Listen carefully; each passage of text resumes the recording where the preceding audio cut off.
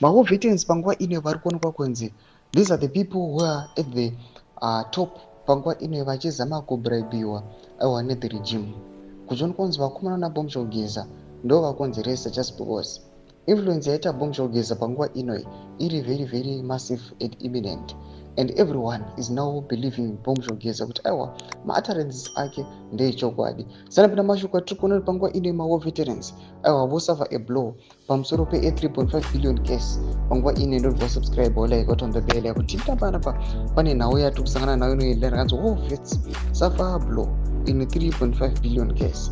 Tipinda panapa the news day mabudanyira chiti the High Court is dismissed an application by a group of war veterans challenging a government program to pay 3.5 billion compensation to white former commercial farmers.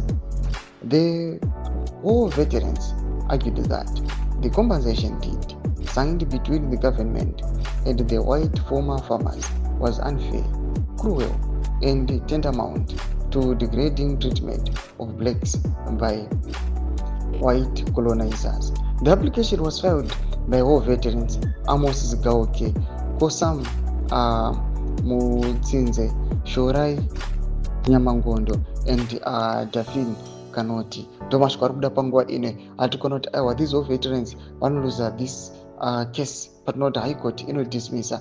Panapa tonoti vanenge vachicomplaina vachiti aiwa that compensation deed aiwa yakasainwa between the government aiwa nema-white farmers panguva ino vanenge vachiti aiwa iri unfair, iri cruel. Zvitiko zvatikuona zviri kuitika nyika yeZimbabwe tirikuona kuti aiwa mune mapower retentions ari kuitika right now. Pane maconsolidations ari kunyatsoonekwa kunzi aiwa apa patobuda topopinda aiwa vana tumburait goche zvavo unoda kuti unorakashiwa panguva ino the ruling party ZANU-PF it is now moving forward and it is consolidating power kuti nyatsoatena magoals ayo.